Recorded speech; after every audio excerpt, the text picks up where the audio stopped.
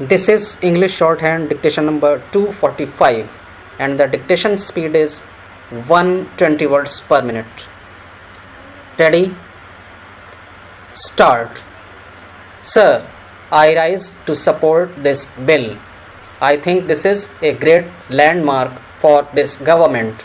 I congratulate the Honorable Minister and the Honorable Prime Minister for the promises that this government has made for the common man, and this is one of the milestones towards that achievement. Sir, ours is a great country, and I think the entire House will agree with me. We have such a wide diversity. Sir, the greatest boon which the nature has given us is the sunshine. India is one of the most fortunate countries in the world to have almost 360 days of sunshine. Sir, there are countries which die for sunshine. This is a great energy that we have, and all the living things are surviving on this. As the Honorable Minister has mentioned, any country's development depends on the knowledge that it develops. I applaud the efforts made by the Honorable Minister. He has covered most of the points. At the same time, what we really require is the fundamentals. We have to start from the basics. If we have to make our country strong, we need good education. Unless we have a strong education base, I do not think we will be able to produce the kind of quality of manpower we intend to produce and we aspire to produce. Sir, I stand here to support this bill. Through this legislation, we are going to promote research in science and engineering. We are going to provide funds to encourage research. Sir, research programs in our country are not very strong. People who are engaged in research are working in universities. They are working in institutes of higher learning. They are working in research labs too. They should be encouraged. As a matter of fact, we have more than 300 universities in the country, including deemed universities, and most of the universities, barring the central universities, are affiliating universities.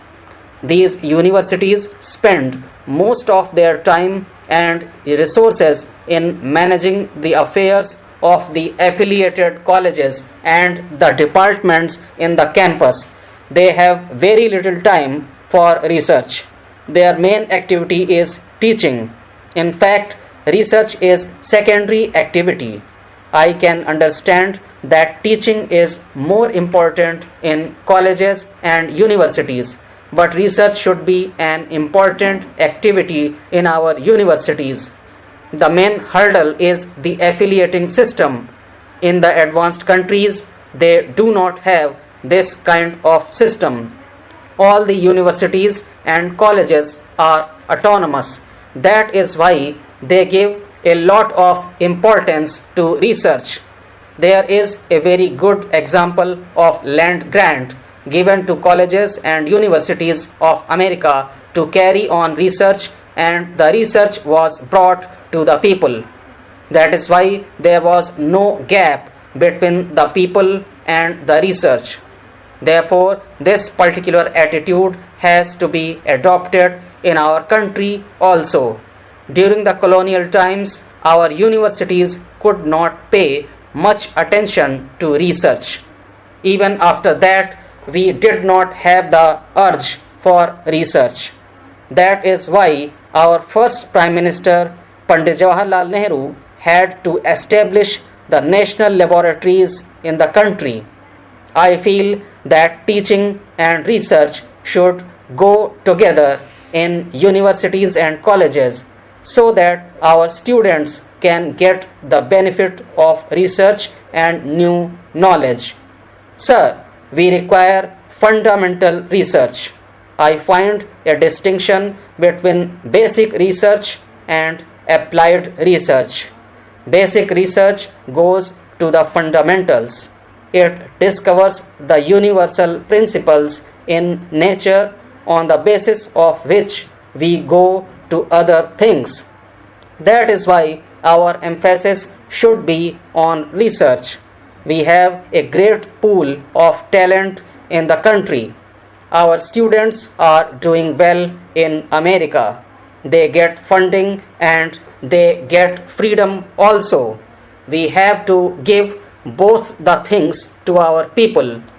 If this particular board is going to be really autonomous, it should be autonomous in the real sense of the term.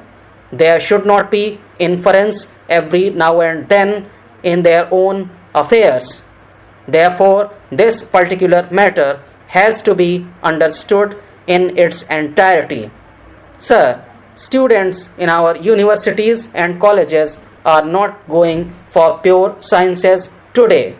The University Grants Commission is worried about the strength of the students taking subjects like physics and mathematics. After 12th standard, students go and join professional courses. Much of the talent goes in for professional courses and students do not come to the science stream. So, this also has to be taken care of. In order to promote research, we have to give incentives, we have to give scholarships, we have to give grants and all such things. As far as our own universities are concerned, it should be obligatory on their part to have research not only by individual scientists but also through projects. This is going to be the age of knowledge. That is why research is very important. You cannot generate new knowledge unless you do research. Knowledge is always generated through research. This particular thing has to be understood. I do not have much to say about all this, but this board should be autonomous. Sir, this is the board which is going to encourage and promote research in the field of engineering. It seems to me that the University Grants Commission has been ignored. The University Grants Commission is managing more than 300 universities. That is why the chairman of the University Grants Commission can be taken on this particular board. I know that you are going to have an oversight committee. We have national laboratories across the country. So, the experts who are managing these national laboratories should be taken on the oversight committee. It should be an academic body. Though the name of the University Grants Commission includes the word grants, it does not simply give grants. It has to manage academic affairs also. So, this particular board should also have this function. It should not only give funds but also frame policies of research. There are many areas which you have not explored so far. For instance, we have abundant sunlight in this country. If you can have a very big project and incentives and awards are given to our scientists, we can make great progress in this particular field. You have come forward with a bill which is going to create history in the field of research. Every industry must have its own research laboratory. It should be made compulsory. It is there in America, Germany and other countries where every industry has its own laboratory. Since it is a global age, industries are coming up in a free market economy. Therefore, every industry should have its own laboratory.